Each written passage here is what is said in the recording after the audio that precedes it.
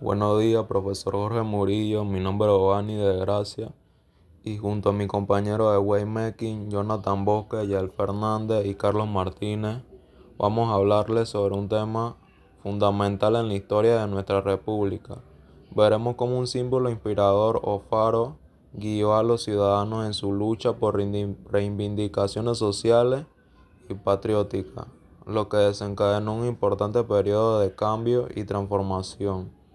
Cada uno de nosotros presentará una sección de este recorrido analizando el contexto, los movimientos sociales y el impacto de estas luchas en nuestro país. El faro fue principalmente el deseo de justicia social, igualdad y soberanía nacional. Esta lucha estuvo impulsada por varios factores históricos y se manifestó en distintos movimientos y protestas a lo largo de los siglos XIX y XX. Los movimientos sociales que impulsaron este periodo se originaron en las difíciles condiciones de vida y trabajo en el país, especialmente en áreas influenciadas por la presencia extranjera en la zona del Canal.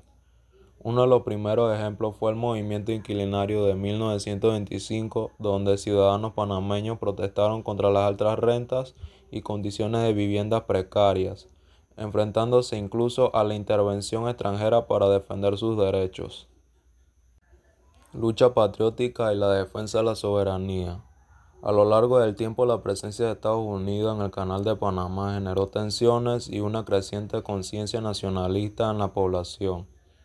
Esta conciencia patriótica motivó protestas como el Día de los Mártires en 1964, en el que estudiantes panameños exigieron que la bandera panameña se izara en la zona del canal.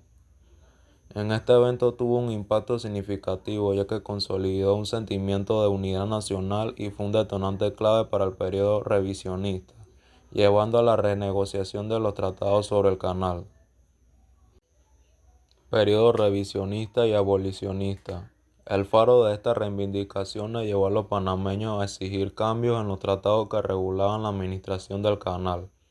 Las negociaciones culminaron en los tratados Torrijos-Carter de 1977, los cuales establecieron la devolución gradual del canal a Panamá, marcando el fin del dominio extranjero y garantizando la soberanía panameña. En resumen, este faro fue la combinación de un nacionalismo creciente de la lucha por derechos y justicia social, y la demanda de soberanía territorial y respeto a la identidad panameña que impulsaron el periodo revisionista y abolicionista, cambiando la historia de Panamá.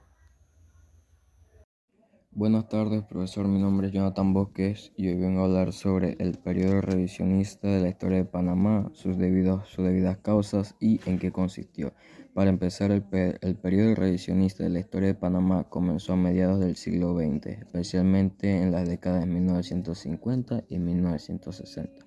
Este periodo fue impulsado por una necesidad de revisar y reinterpretar la historia del país desde una perspectiva nacionalista y autónoma, alejada de las influencias extranjeras, en particular de los Estados Unidos, que habían dominado el relato histórico oficial hasta entonces. Las causas del inicio del periodo revisionista. Como primer punto tenemos el nacionalismo y rechazo a la dominación extranjera. A medida que Panamá, en su identidad nacional, especialmente luego de la separación de Colombia en 1903 con la presencia constante de los Estados Unidos en la zona del canal, surgió un rechazo popular hacia la influencia extranjera. Como segundo punto tenemos la revisión de la relación con los Estados Unidos. Los panameños buscaban una reinterpretación histórica que reconsideraba sus derechos y soberanías sobre su territorio, en especial el Canal de Panamá, cuya administración estaba bajo el control estadounidense. Como tercer punto tenemos creación de una identidad propia. Se empezó a promover la idea de contar con una narrativa histórica construida desde la perspectiva panameña para fortalecer el sentido de la identidad nacional. ¿En qué consistió? Consistió en cuestionar las versiones oficiales. Investigadores y académicos comenzaron a revisar los eventos históricos clave, como la separación de Panamá de Colombia y la construcción del canal desde una óptica panameña. Incluir la voz panameña. Las interpretaciones comenzaron a integrar más la perspectiva local, destacando las contribuciones y sacrificios del pueblo panameño en estos eventos. Reinscribir y publicar estudios históricos que produjeron nuevas obras y publicaciones que presentaban los hechos históricos desde una perspectiva nacionalista. En este periodo permitió a los panameños recuperar y construir una historia que reflejará sus propios valores y realidades más allá de las interpretaciones impuestas. Muchísimas gracias. Le paso la palabra a mi compañero de Wayne Medkit. Muy buenas tardes, ante todo un cordial saludo, mi nombre es Dewey Making, hoy vengo a hablarles sobre en qué consistió y cuáles fueron las luchas más emblemáticas que representaron el periodo revisionista acá en Panamá. Durante el periodo revisionista en Panamá, los historiadores y la sociedad en general empezaron a mirar la historia con otros ojos, queriendo dar a entender realmente los momentos que marcaron el país y sobre todo las luchas que han dado forma a la identidad panameña. Hay algunos eventos que son clave para entender este proceso y que reflejan el sentimiento nacionalista y la búsqueda de la soberanía. Primero está la separación de Panamá de Colombia en 1903. Siempre hemos celebrado ese momento como la independencia de Panamá, pero al mirar más de cerca nos damos cuenta de que hubo mucha intervención de Estados Unidos, que estaba interesado en construir el canal de Panamá, buscar el control sobre la área estratégica, así que aunque fue el nacimiento de Panamá como país, también fue el inicio de una relación complicada con una potencia extranjera que influyó mucho en nuestro camino. Después de uno de los momentos más dolorosos pero emblemáticos fue la masacre del 9 de enero de 1964, que ahora conmemoramos como el Día de los Mártires. En ese día un grupo de estudiantes panameños decidió izar la bandera de Panamá en la zona del canal, que estaba bajo control estadounidense, exigiendo respeto por la soberanía del país. Esto terminó de manera trágica, con muchos panameños muertos y heridos por la represión. Este evento unió a la gente en un sentimiento de indignación y orgullo nacionalista. Fue clave para que Panamá comenzara a exigir de manera más fuerte el control del canal. Luego, las luchas por la recuperación del Canal de Panamá marcaron décadas de negociaciones y resistencia hasta que finalmente en 1977 los tratados de Torrijos-Cartes establecieron que Panamá tomaría el control en 1999.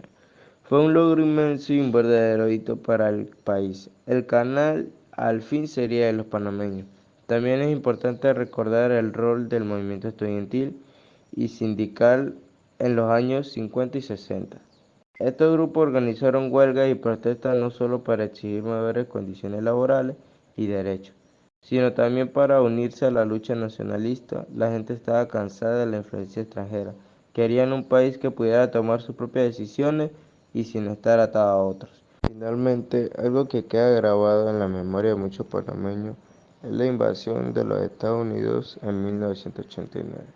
Aunque fue presentada como una operación para derrocar al líder Manuel Noriega, para muchos panameños fue una violación más a su soberanía, que dejó heridas profundas en el país.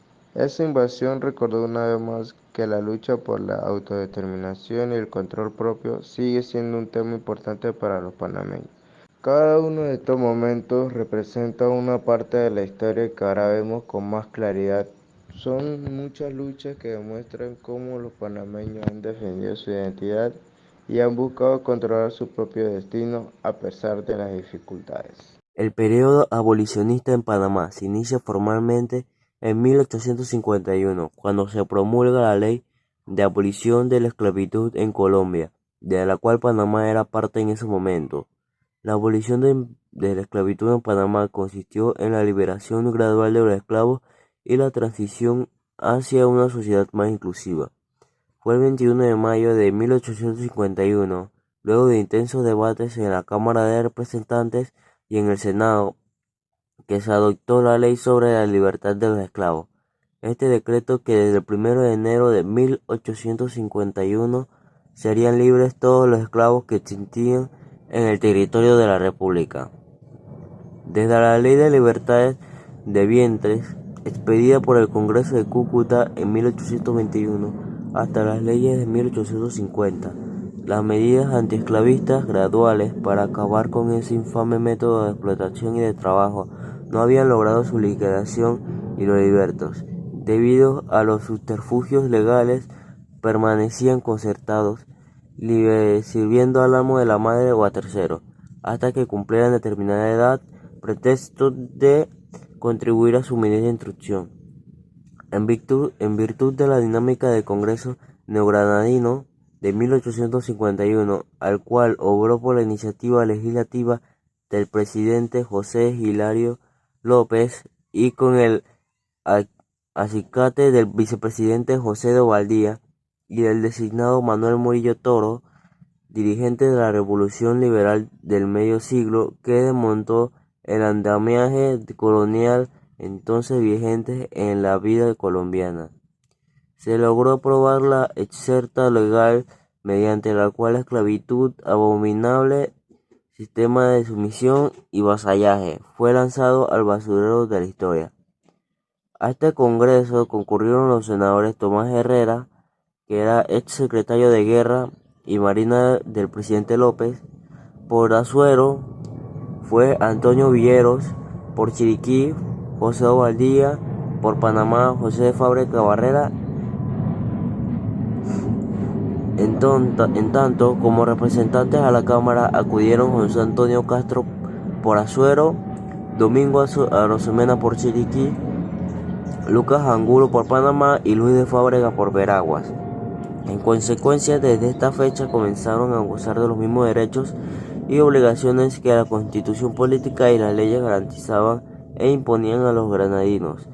Según cifras reproducidas por Jaime Jaramillo Uribe, había 16.468 esclavos en toda la Nueva Granada, 320 de ellos en Panamá. Recientes investigaciones de Mario Molina Castillo indican que en el Istmo existían 495 esclavos en total, distribuidos en sus 4 provincias, así 82 en Azuero, 33 en Chiriquí y 320 en Panamá y 60 en Veraguas. Otras disposiciones de dicha ley regulaban el comprobante de la libertad de cada esclavo. Las leyes avaló la Junta de Manumisión y su funcionamiento, los vales, los fondos y los impuestos para la manumisión y la intangibilidad de los fondos de la manumisión, entre otras, dirigidas al cumplimiento de su letra y su espíritu. Esta ley declaró la libertad de todos los esclavos procedentes de otras naciones que se refugiarían en la Nueva Granada y ordenó a las autoridades locales su protección y su auxilio para los medios que estuvieran en la esfera de sus facultades. La abolición de la esclavitud es uno de los episodios más refulgentes en la historia de la humanidad. En nuestro país, el proceso corrió paralelo con el de Colombia, pues el Istmo de Panamá formó parte de esa nación la mayor parte del siglo XIX. Deslumbrados sus procederes por el genio del general Simón Bolívar, desde que el Libertador decretó la libertad de vientres hasta la liberación definitiva de los esclavos, transcurrieron 30 años. La tarea final la cometieron los liberales neogranadinos, artífices de la revolución del medio siglo, con firmeza y convicción, de tal modo que lograron, pese a la resulta resistencia de las fuerzas retardatarias, la promulgación de la ley del 21 de mayo de 1851, que puso fin al punto final en esa situación infrahumana.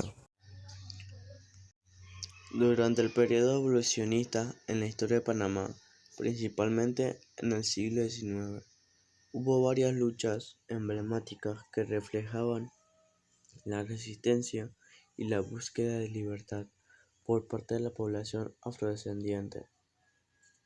Estas luchas se enmarcan en un contexto de creciente oposición a la esclavitud en América Latina, influenciadas por movimientos abolicionistas internacionales y conflictos de independencia en la región. Aquí algunos de los hitos más importantes: la resistencia de los cimarrones. Desde el periodo colonial, comunidades de esclavos fugitivos cimarrones escapaban hacia las montañas y selvas donde fundaban comunidades libres conocidas como palenques. Estos cimarrones protagonizaron rebeliones y ataques contra los colonizadores españoles y sus aliados, lo que fue una forma temprana de resistencia antiesclavista. Uno de los líderes más destacados fue Bayano, quien encabezó una de las mayores rebeliones de cimarrones en el siglo XXI.